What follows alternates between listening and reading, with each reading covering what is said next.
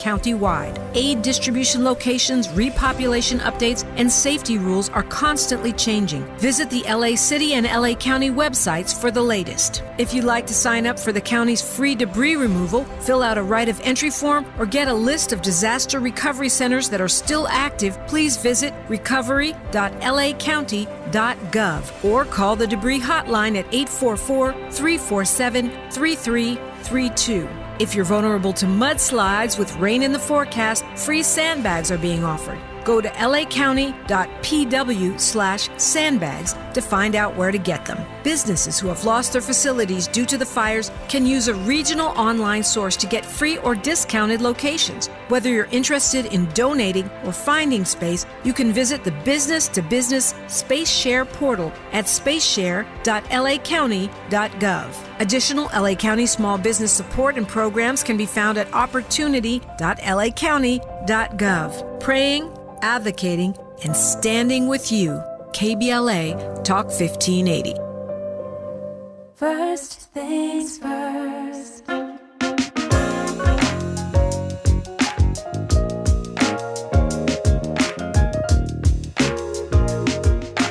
First things first, it's the DU General, Money B. I'ma put you up on the schedule, 6 to 9, 8 weekdays, not to unsettle you. Let's go. We got a lot to talk about, so much to pedal through. Unapologetically progressive. Tune to KBLA 1580 to get the mess. We're your ancestors' favorite radio station. First black on talk radio, left side of the nation. Me and Dominique DiPrima go way back. Tap Smiley making sure the station stays black. Discussing all the issues in our community. We're hosted black and brown and others find unity. So let's talk about it. Maybe we can improve it. Digital underground, always down with the movement. So we tune in. The first things first with the queen of Black Talk Radio, Dominique DiPrima. Go sis. First things first.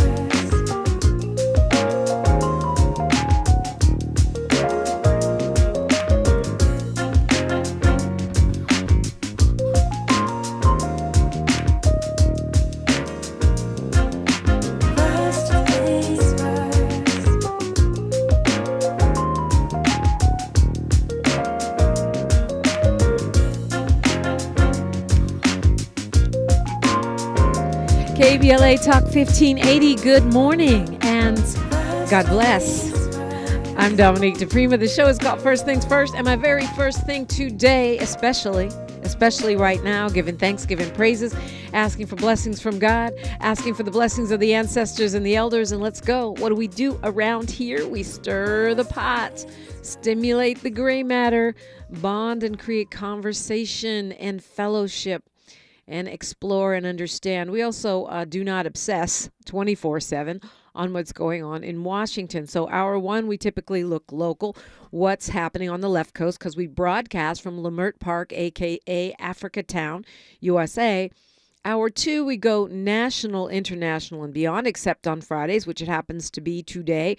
So we do Freedman Fridays, hyper-focus on reparations, a comprehensive conversation meant to move this important issue forward. And we've got a big news day for reparations as the California Legislative Black Caucus dropped their reparations package. And we'll do a little bit of analysis of that. Me, you, and Chris Lodgson of CJEC, who will be my guest for Freedman Fridays this week. And then hour three, we do whatever we do in hour three. This week, it is going to be the one and only comedian Alicia Cooper and open line phones, where we will obsess on all things Trump, all things national politics in a way that has a comedic edge, because Alicia's hilarious. Okay, so we have a great day in store for you. As usual, I roll out the red, black, and green carpet for you and invite you on the mic, 800-920-1580. I like a dialogue, not just a monologue. That's just me. But if y'all don't call, please believe I will be blah, blah, blahing all day long. So however you like it. You can also show up on social media. We're everywhere at KBLA 1580. You can comment. I probably see it during the show, especially if it's on Instagram, which happens to be my most frequently visited site. I'm at DiPrima Radio, DiPrima, and then radio. And of course, we're at KBLA 1580 everywhere, especially on YouTube, where we stream every day. And Yeah, I'm streaming right now.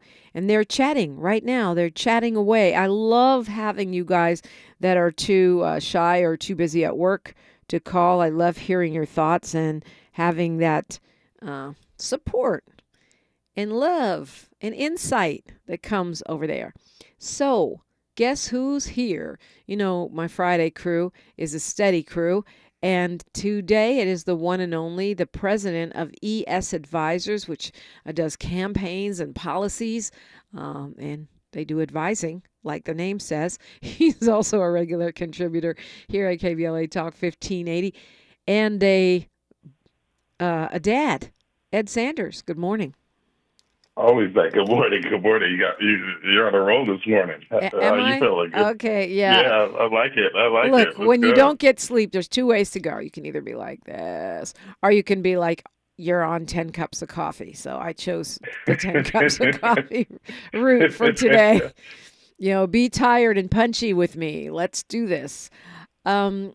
Speaking of the dad thing, Ed, has the LAUSD taking the big step this week of banning cell phones in school impacted you and your kids? You know, mine's in college now, so I assume he's giving the LAUSD, a distant middle finger on that, because I know he would not have been happy to have the phone taken away. But how about you and your family?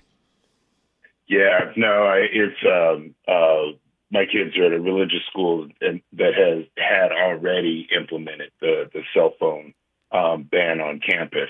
I know when they implement it, I was cheering for it.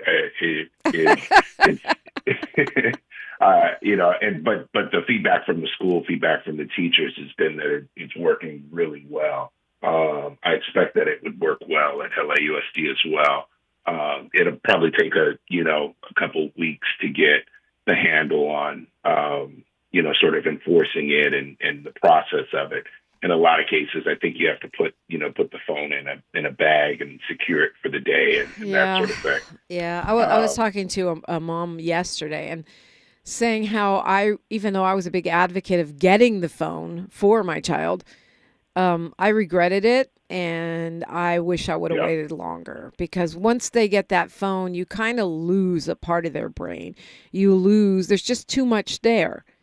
It's too addictive. To it. It's too much for a young mind. It really is too much for a young mind. And, sort of the unfettered access to everything. There's so many different dangers. And you watch look, we see how social media is shaping adult impressions of politics in the world. Not to mention mental health. To the kids. Yeah. Right. It's a whole nother story on the kids' level. I think that's right. And honestly, I'm not a tech alarmist. Like, I think kids should be allowed to play video games and have fun. Mm-hmm. And I think if we're going to force kids to be on computers to do their homework, that we should also allow them to play and have fun on computers. But the phone is a different beast, because it's with them 24 hours a day. I've restricted, you have to charge it in the living room where I can see it. But, they can pop up under the covers at 3 a.m. Anyway, I didn't even let my kid have it until middle school. And honestly, I wish I would have waited till high school. It's such a, here's the double-edged sword on it, right? Like, there's all of these new technologies that make life easier. Yep. And it can enhance the educational process. I just think, we need to teach kids how to use it, right? Like, okay, once we learn how to use it, Ed, we're so addicted to our doggone phones. I remember telling my kid, you can't have your phone during dinner because you're going to talk to your mother. And then I noticed myself looking at my phone, and I'm like, can you imagine if suddenly your boss said, we're going to lock up your phone all day at work? Well, I hope you do. Like, you go into a staff meeting or a meeting, I hope everyone, puts the phone off their desk so that. But they don't. They don't. Yeah. People are texting. They're looking at things. They're looking things up. Anyway, good for you for being stricter than the average bear. No, you're going to go to a religious school where there will be no phones. Watch, Ed's kids are going to be valedictorians. They're going to be mayors and senators and all that. Okay, so, today is a sad anniversary. It's the 60th anniversary of the assassination of El-Hajj Malik al-Shabazz, a.k.a. Malcom X. 60 years. And that terrible tragedy, his eldest daughter, Miss Shabazz, as she refers to herself, is my play auntie. We're friends. And the lifelong trauma, she was old enough, although very young, to witness that and remember it. Her father being gunned down in the Audubon Ballroom. And we still don't really have answers. And now, of course, there's this lawsuit by the family where parts of the family, some of his daughters who are seeking to sue the government and the police for their role in not protecting him, or standing down, sort of the mysterious staffing things that happened during that time. But we, America, still do not have answers. And during this time when Black history is being forcefully and aggressively erased, I just think it's important to talk about this man on the 60th anniversary of his assassination. No, I'm glad you raised it, and we kicked off the conversation talking about the kids, and rightly so. Your point about how history is being taught and how our history is being erased from the conversation is really important. We've talked off air about this, but I've been shocked by just how little American history and then Black history is taught. Because Black history is American history unless you're doing world history, and then Black history is world history.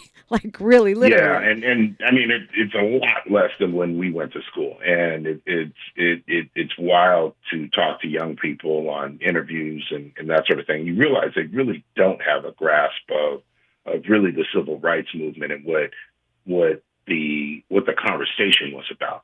And that's why, Trump now is so dangerous, because you've got an electorate that really doesn't have an understanding of why the civil rights, what Jim Crow was. An elected who thinks that Frederick Douglass is still alive.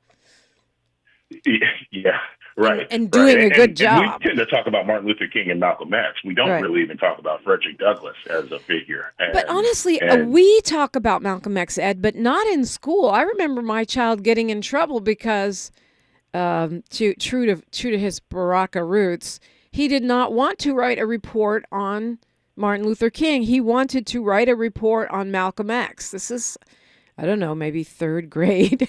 And they did not want to allow him to write about Malcolm X. They said Malcolm X was a divisive, violent figure. So the school wanted to force my child to write about Malcolm X, and I mean about MLK. No disrespect to MLK. He was a great man and a great leader, but I think his legacy is easier to co-opt than that of Malcolm X. Yeah, if you don't give a full picture of Martin Luther King, you can pull out the nonviolent side and push that, and that's generally what mainstream education does. But your bigger point is look, the understanding, the thinking of both of them as great leaders. If you do the deep dive and do the reading, listen to the speeches, you get a much fuller picture of both Malcolm X and Martin Luther King. And it's not so black and white as, I'm violent and I'm nonviolent. It's not. It's not that simple of a conversation. It never has been. And the path that we take as a community to securing our place in this country, securing our place in this world, there's no one school of thought. It's going to take a lot of people always looking at the situation and sharing really introspective thoughts about it. And Malcolm and Martin, were two of the best at that. Well, Malcolm X was an incredibly gifted speaker, thinker, handler of media. I mean, when you look at the way he deals with the press, it is masterful. So there's a lot there, and sometimes I reflect, Ed. I mean, I guess we can talk more about this when we come forward. What would America be now if Dr. Martin Luther King had not been murdered, if Malcolm X had not been murdered, if Fred Hampton had not been murdered? What would Black America be now if our leadership had not been slaughtered in this country and had been allowed to continue to evolve and thrive and organize? What would Black America be like right now? We're taking your phone calls, by the way, 800-920-1580. We are unapologetically progressive, unapologetically historical. KBLA Talk 1580. She's reclaiming her time on KBLA Talk 1580. More First Things First with Dominique DiPrima when we come forward. You still thinking job change in the new year? Yeah, I need something that's in high demand and more stable in this economy. IT? Yeah, cybersecurity, maybe even AI. That's what I did. Really? How? Went to My Computer Career. You don't need any prior experience, and you could start your new career in a matter of months. A lot of IT pros go to school there, too, to level up. Sweet. Are classes online or on campus? Both. Wow, I'll check it out. Thanks. Make this your year. Take the free career evaluation now at mycomputercareer.edu. Financial aid is available for qualified students. They can do anything they want to us. We might not be back. I might be in jail. I might be anywhere. But when I leave, you can remember I said with the last words on my lips, I am a revolutionary. On Saturday, February 22nd, you are invited to A Night with the Panthers, a special fundraiser dedicated to supporting Black Panther veterans who now require assistance with essential needs such as medicine, food, and housing. These Black Panther veterans championed human rights, fed the hungry, educated the community, and stood as powerful symbols of resistance and resilience. Despite their incredible sacrifices, loving and serving the people did not come with retirement plans or financial security. So, now it's our time to honor their legacy and ensure that they are cared for with the dignity they deserve. You can help by attending and supporting A Night with the Panthers, Saturday, February 22nd, 6:30 p.m. to 10 p.m. at the Project 43 Team Post Center, 6841 Crenshaw Boulevard, Los Angeles. For more information, contact Black Panther Party Breakfast at gmail.com or call 707-554-2784. That's Black Panther Party Breakfast at gmail.com or call 707-554-2784. This is a community call to action from KBLA Talk 1580. At KBLA Talk 1580, we've got your black. Are you prepared for an emergency or disaster? Because it's not a matter of if, but when. Don't find yourself saying, I'll trust water bottles and a flashlight to save the day, but I'll be proved wrong. With a tornado approaching, I'll realize that I lack a wheelchair-accessible shelter. When the floodwaters rise, I'll be up in the attic with 20 cans of beans. It's a recipe for disaster. Let's prepare so we all have a better story to tell. Get started at ready.gov/older adults. Brought to you by FEMA and the Ad Council. Why choose a Sleep Number smart bed? Can I make my side softer? Can I make my side firmer? Can we sleep cooler? Sleep Number does that. Cools up to 8 times faster and lets you choose your ideal comfort on either side. Your Sleep Number setting. And now save 50% on the new Sleep Number limited edition smart bed. Limited time. Exclusively at a Sleep Number store near you. Learn more at sleepnumber.com.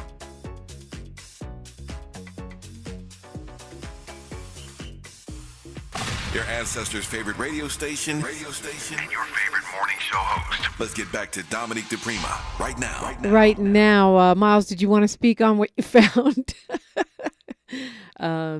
Ed Sanders, of course, I threw out the question, what would America be like? And honestly, one of the ones I most ponder is Fred Hampton, because he was so young when he was murdered. And he had such a visionary outlook.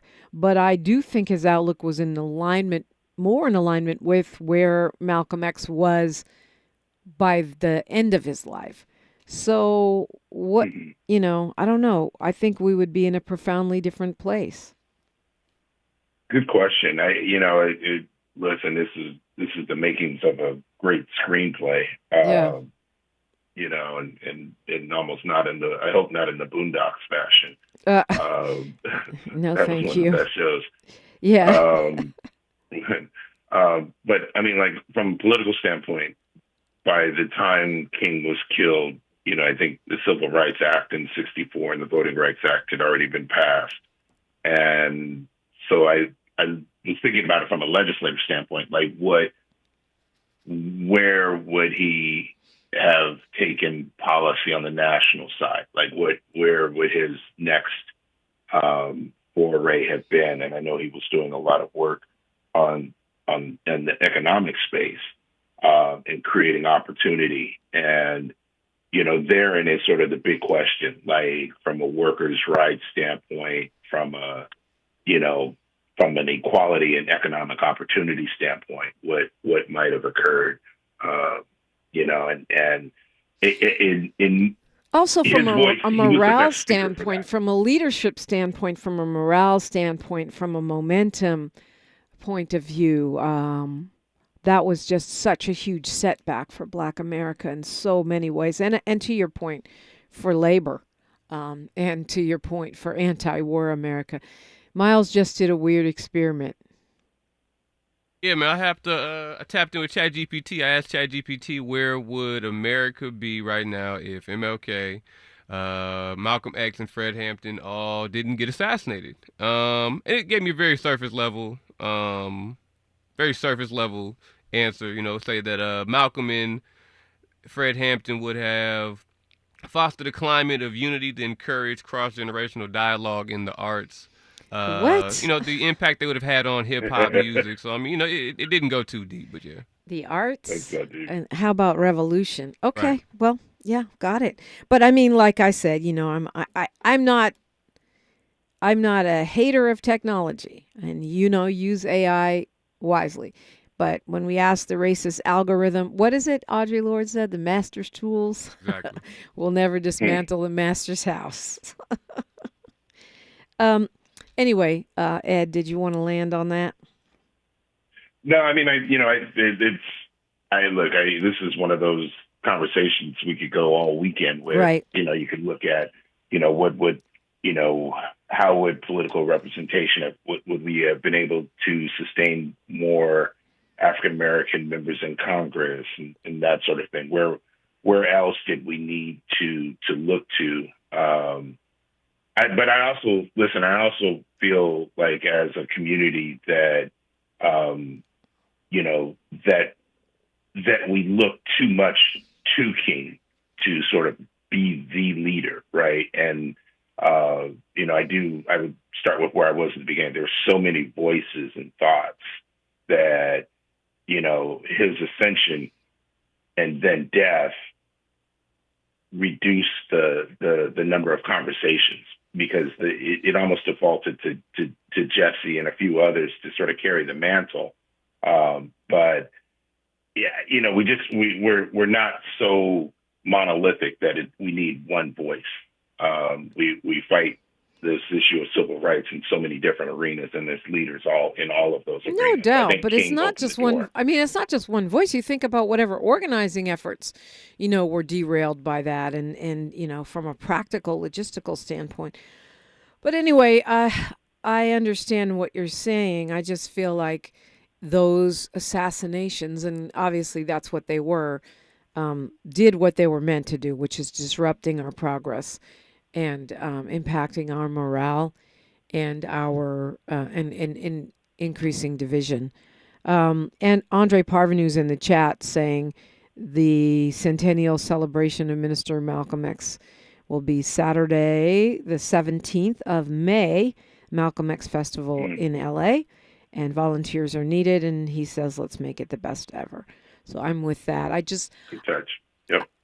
Our kids are going to know who Malcolm X is, Ed. I'm assuming, because if people think you're real more conservative than you are, because you always sound so reasonable show compared to me. I'm the one that'll burn it down. They don't know. Yeah, they don't know the radical Ed Sanders. He's kind of like Martin Luther King. It just, don't let the smooth voice fool you. But that said, so that's why I make the assumption our children will grow up knowing who Malcolm X is. But to your point, the sort of pantheon of who we talk about in Black History Month, really, he's not one of the big three, right? It's Malcolm X, Rosa Parks. No, I mean, it's Martin Luther King, Rosa Parks, and Harriet Tubman, right? I don't know. I would put Malcolm as number 2. Well, you're talking about according to you and me. I'm saying according to Budweiser and the school system, and sort of what we have, what we hear in sort of the mainstream of Black history. I've never seen Malcolm X on a Target poster or Budweiser. No. You see Dr. Martin Luther King, you see Harriet Tubman, maybe Rosa Parks, maybe Frederick Douglass. Yeah, not even Frederick, not Booker T. You know what I mean? Yeah, Frederick might be a little too radical.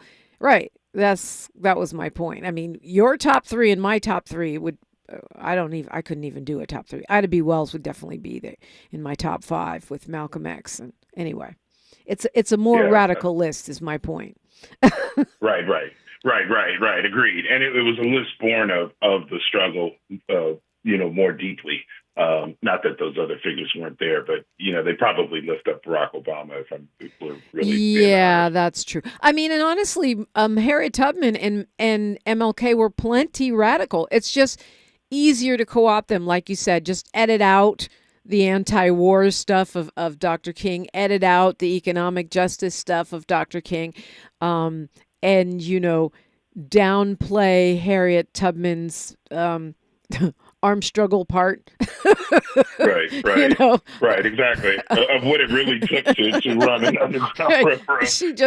They had a railroad and they just went to freedom. Yeah. She didn't have a gun slung over her shoulder. She wasn't, taking up arms to free her people. Not that. Yeah, those conversations don't come forward. But I mean, that is honestly the more we talk about that, and for those that are in the education space and however we organize, and look at how we educate our children, we have got to find a way to instill in our future generations what it took to get to this point. Because honestly, this presidency is going to set this country back for us in ways that we can kind of comprehend, but it's going to be really, we got to see what comes down the pipeline. Yeah, already has in some sense.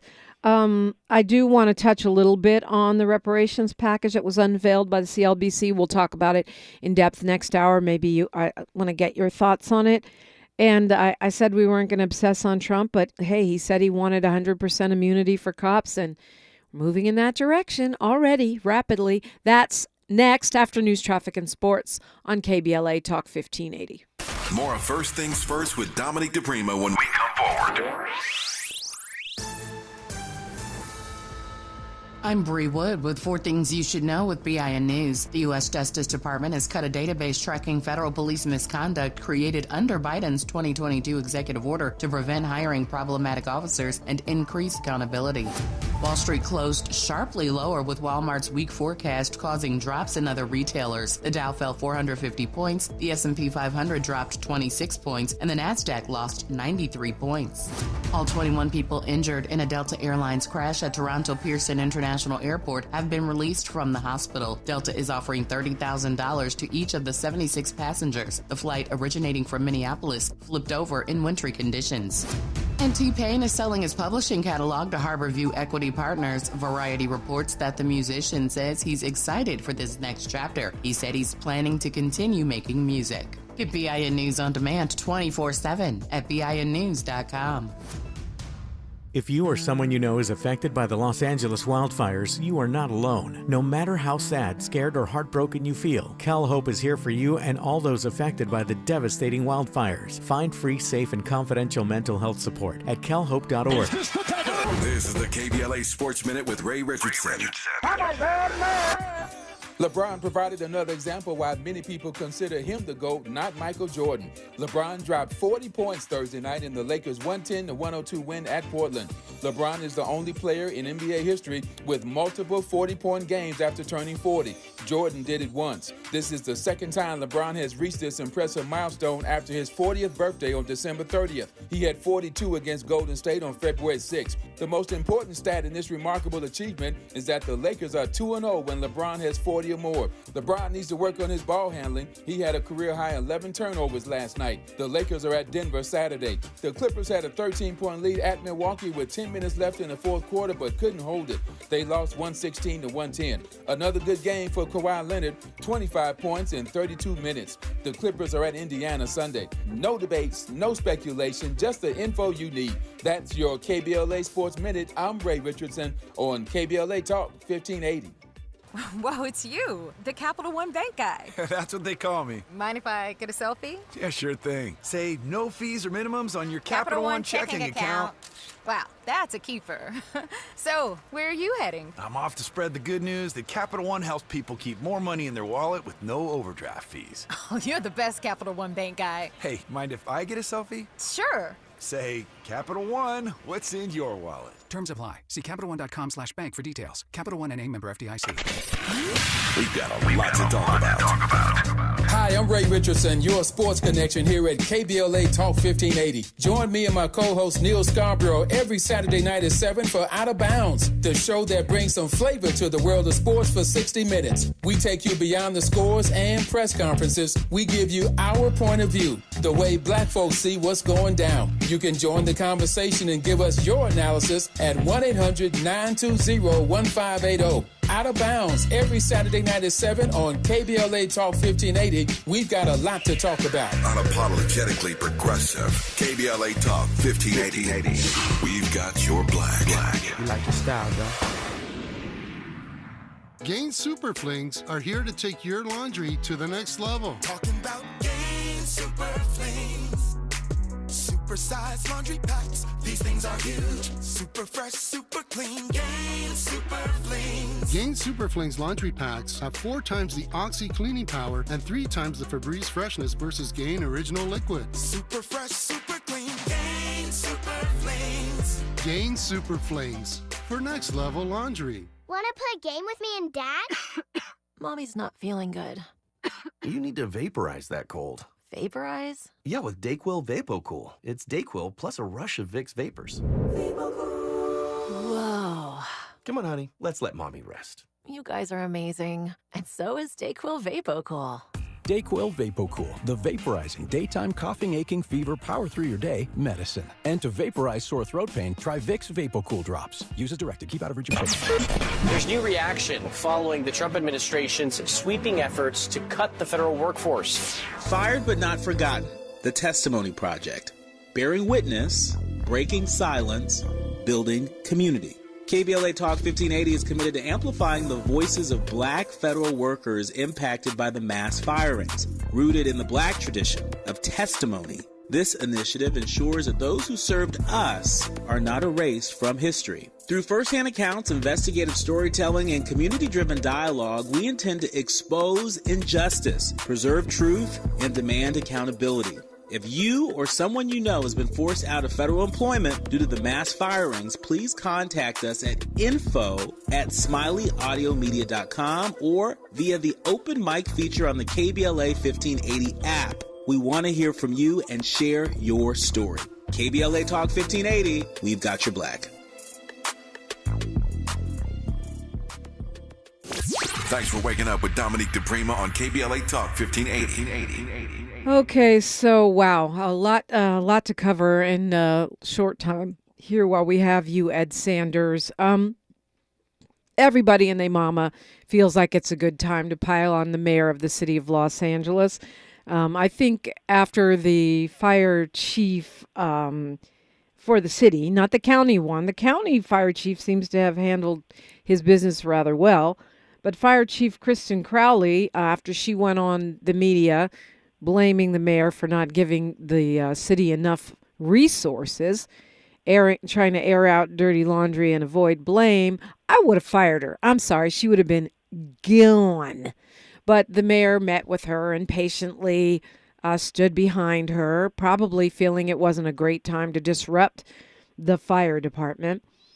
But then yesterday, the mayor's spokesperson, Zach Seidel, said Crowley did not tell her not to leave town.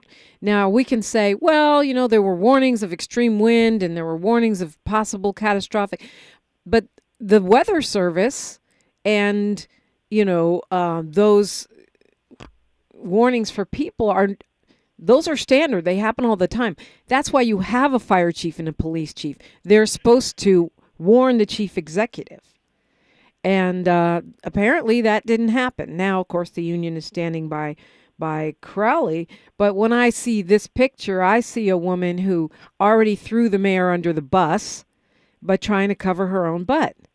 And saying, oh, it's because we didn't. So even if why didn't you position all of those fire engines that you had and stuff ahead of time? Why didn't you do the maximum that you could have done for the Palisades?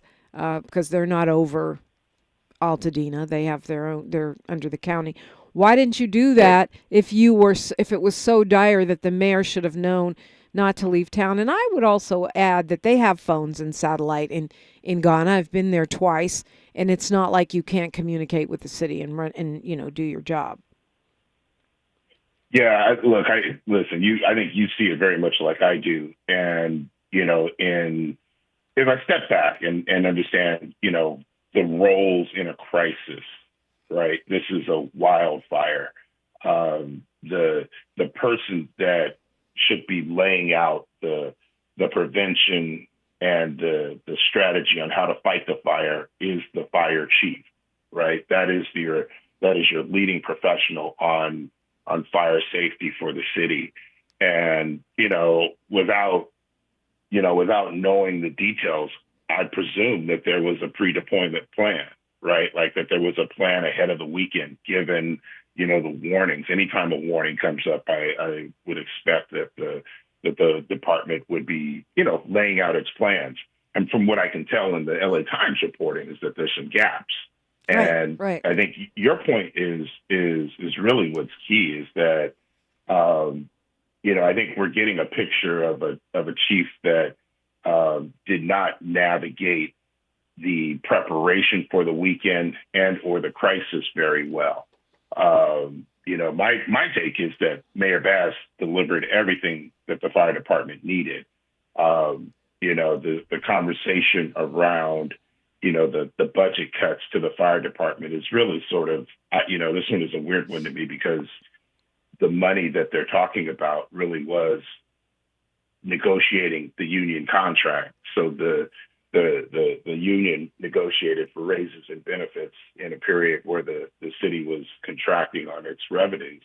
Fine, the preparation. Well, let me ask you, Ed, like what, you've advised many a campaign, and I, because my then husband worked for Mayor Antonio Villaraigosa, I watched in real time how, he was a deputy mayor over GRID and the Gang Reduction and Youth Development. I watched in real time how he and other deputy mayors and top advisors, their job was to alert the mayor when something dire needed the mayor's attention. Sometimes there would be a shooting or some kind of tragedy, and Mayor Villaraigosa would get a call in the middle of the night from my then husband, and he would respond to it. He'd either go out and so it's my impression that that's why mayors and senators and presidents have senior advisors. They're not psychics. I don't know. Should she have known? She is the leader. I get that the buck stops with her. Right. And again, I hope for, a full sort of transparent display of what the plan was, because I don't think, and as what Karen Bass is telling you, is that she wouldn't have gotten on a plane to leave the city. Yeah, she did say that. If the risk was so high.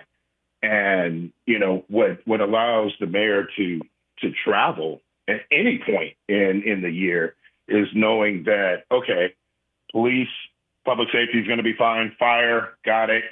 Each department has a plan for operations. It's not like Karen has to wake up every day and flip the switch for the water to start working in your neighborhood and all those sorts of things. These things are ongoing. And so you trust that your professionals are running the business of the city as they should. And in this case, I think you started this correctly. You've got a fire chief who had, if we were putting this in sports analogies, this is the fire chief that lost the biggest game ever and got blown out, right? Like this fire chief presided over, the destruction of a complete neighborhood in Los Angeles and isn't taking any accountability on that. I wouldn't be walking around saying anything if I was the fire chief. To go on CNN, do you think that's unheard of? I would imagine. I don't know. You have more experience in actually working for politicians, something I did only briefly. How unusual is it for a department head like a police chief to go on a CNN in the middle of a crisis and point the finger at their boss? Yeah, that's again, I think Kathy is where I start. Disrespectful is another, but completely ignoring the issues, right? Like that's not what caused the fire, right? The issues that the chief went on and laid out, there was a pre-deployment plan. You sent trucks to other parts of the city. You didn't send trucks to the Palisades. That, right. That's why the fire started. And as Chief Maroney, the county chief said, more supplies would have helped, bigger budget would have helped, but the reality is nothing, with those 100-mile-an-hour winds and flying embers probably would have made a huge difference. I also think, the LA Times keeps pointing out that that the mayor reversed herself on her decision to open the public Palisades. Now, if you listen to her interview on this show, maybe a week and a half ago, she clearly states that they didn't have the resources to keep the Palisades closed because the budget wasn't there to keep the National Guard in place. When Gavin Newsom stepped in and said, we are going to provide this money so the National Guard can do this and you can redeploy LAPD to, where you need them in the city, she reversed herself because she got the money to keep the National Guard there. That's not really quite the same as just saying, oh, I'm confused, I'm reversing myself. It's like, oh, we have the resources. Now we don't have to open up Palisades.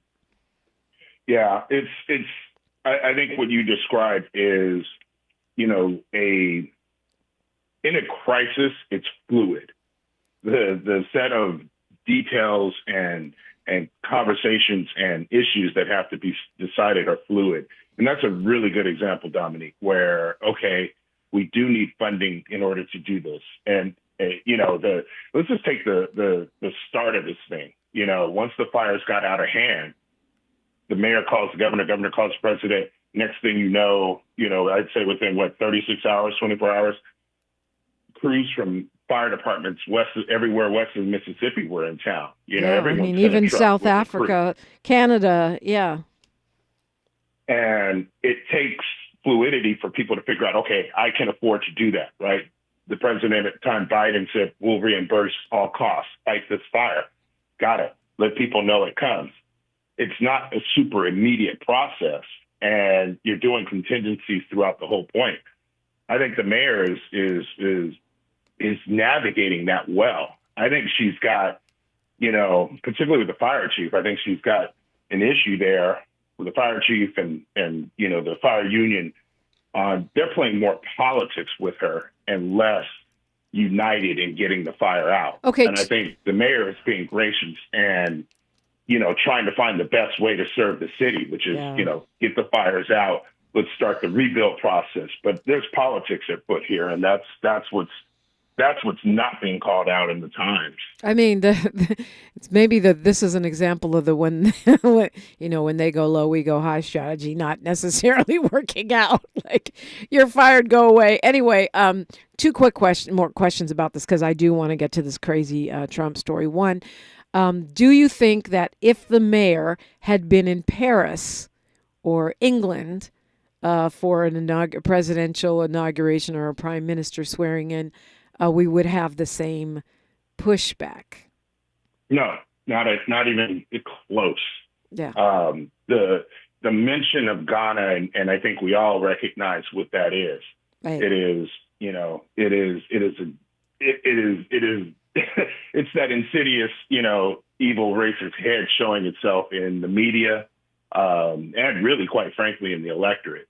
Had she been in London, she was out of town, yes, but you wouldn't hear the venom coming from it. Right. That you hear that she was in Ghana. Them dog sirens. And then the other question, sort of similar, is, had the mayor been a man who wasn't black, do you think she would have had the same? Let's say Mayor Caruso had been in England with the Queen.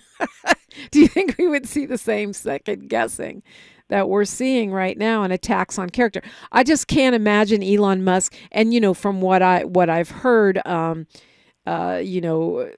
what I've gathered from my own investigations, there are some very serious threats being put forth against our mayor. When Elon Musk gets on Twitter and calls you a DEI mayor, there's a lot that comes with that. Do you think that he would have been, would it have been, the same had she not been black, had she not been a woman? I think the moment that we're in right now, with coming off of the presidential election, and, I've talked about this before, but, just sort of the social media climate where this country is looking at DEI, and I hate to say, I said it in the same tone that they do right there, where, you're looking at inclusion and diversity and sort of an equal footing for other races, and they're pushing back on it. In this climate, whether she was black woman, black male, she was going to inherit that. Or woman, yeah. Well, Jerry Anderson says in the chat, this is so big, there would have been those that would pile on regardless of who was mayor. And that may be true. She also says being a black woman was an extra bonus for them. I think it's true to a point. I think, because we do see it with Gavin Newsom. We see folks piling on him right now in this moment. But certainly he didn't get the disrespect, the belittling, the scorn that our mayor got from the president, for example, at that press conference where, she was very calm. I would have had to jump across that table and choke him. Yeah, there's figuratively, almost a point course. where you don't come for me, Secret Service. You want to see her take the earrings off, right? Like you want to see her pull the earrings off and take off her shoe. Right, like enough's enough. I was talking metaphorically, however. A little bit of it.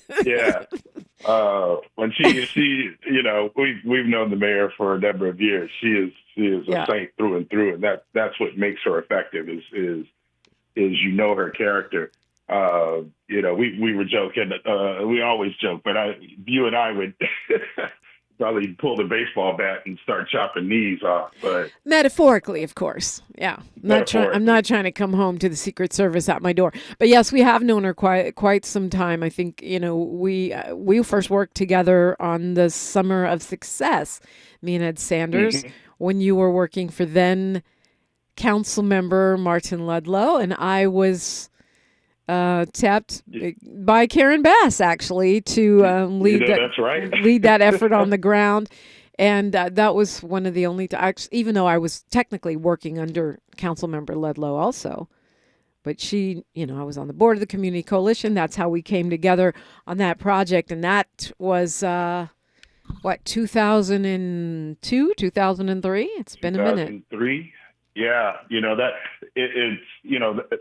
I'm glad you raised that. I hadn't even thought about that in a minute, but that program is indicative of Karen, right? And remember what we were trying to do. We looked at the spike in gang violence at the time and murders, particularly in and around Baldwin Village. And what we decided to do was implement a program that allowed for city parks and city resources to remain open. Because remember, everything closed at like 6, Right. And we held the parks open, late into the night, past midnight during the summer months. I was there. Created a safe space. I was the one on the ground at the park. You were phenomenal. You were phenomenal.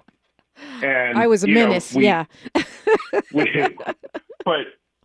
But there weren't any homicides that summer in the region. Yeah. And that program got replicated throughout the city. And that is what, the type of work that Karen Bass is known for, right? You look at a problem, you solve it. And, community organizing. I think, we'll see that out of this, right? Like there's a problem. There's a problem with the way the city has, through the years, not appreciated the risk of wildfires. Well, we're going to learn. We might be mad now, but this mayor is going to teach us about wildfires and what we need to do as a city, because it's an ongoing threat. This isn't the first wildfire. I mean, how many wildfires have occurred in California over the last 10 years? Yeah, but with the climate emergency, it's escalating. Talking with Ed Sanders, and you're welcome in 800-920-1580. I'm Dominique DiPrima, and this is KBLA Talk 1580. Say the quiet part out loud. KBLA Talk 1580. Looking for a purposeful and passionate way to make a difference in your community? Volunteer with our Senior Medicare Patrol and help prevent Medicare fraud. SMP volunteers work in their community educating peers about healthcare fraud and how to prevent and detect it. Free training starts soon. Check us out online or at an SMP open house near you. We're on a mission to stop fraud. Join our team. You make a difference. Visit caspvolunteer.org.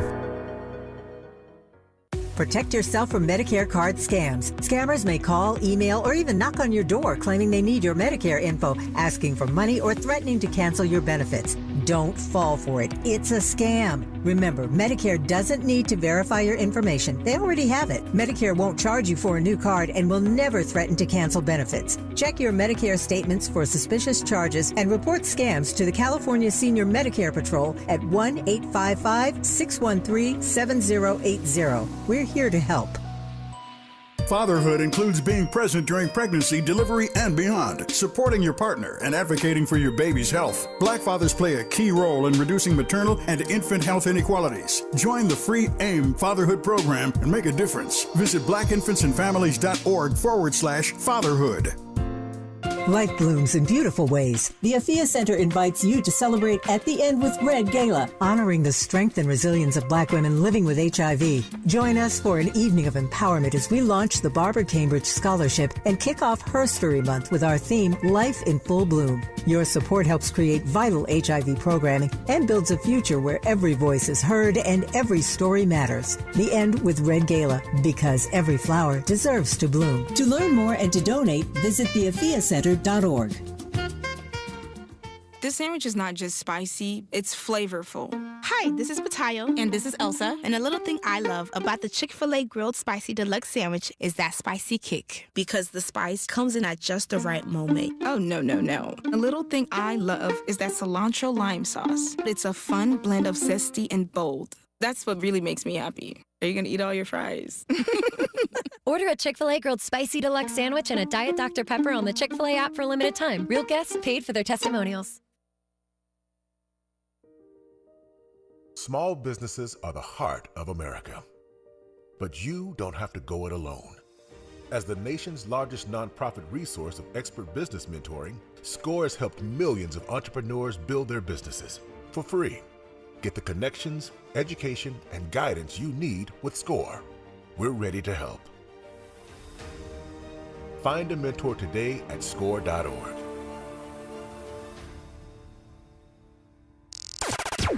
Broadcasting live from Leimert Park, USA. Welcome back to your home for unapologetically progressive radio. KBLA Talk 1580. All right. We got We only have a few minutes left, so I guess we'll save reparations for our Freedman Friday, which is next hour. Chris Lodgson will be joining me. President Trump ordering a shutdown of the first nationwide database tracking misconduct by police officers. That happened yesterday. The move is part of it. Remember, he said when he was on the campaign trail, he wants total immunity for police. He wants to reverse those police reforms that have actually happened. He reversed President Biden's executive order that created that database. And here we are. It's on.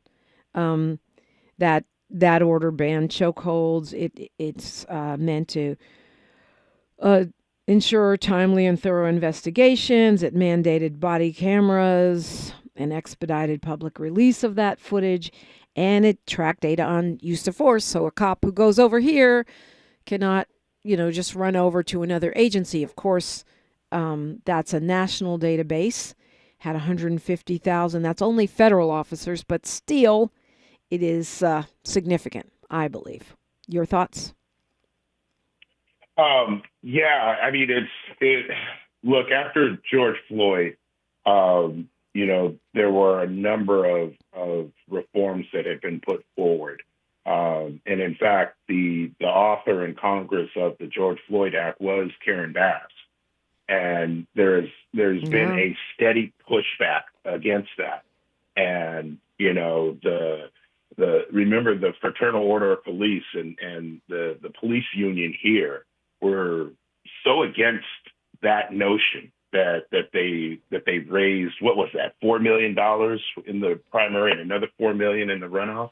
To combat Karen Bass. To defeat her. Yes. And that part is, you can't ever lose sight of that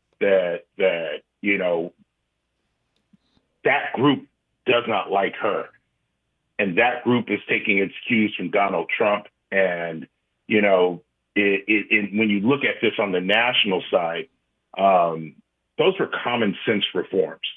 If you've got bad apples, you don't want bad apples running around the country, and that's common sense.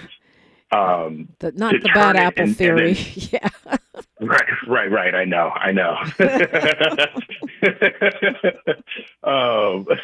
But the way Trump has laid this out, it is such a dangerous place for particularly young Black males, right? Because they're going to interact with these officers, and these officers are coming in with the complete knowledge that they can go across the line of the law and do harm.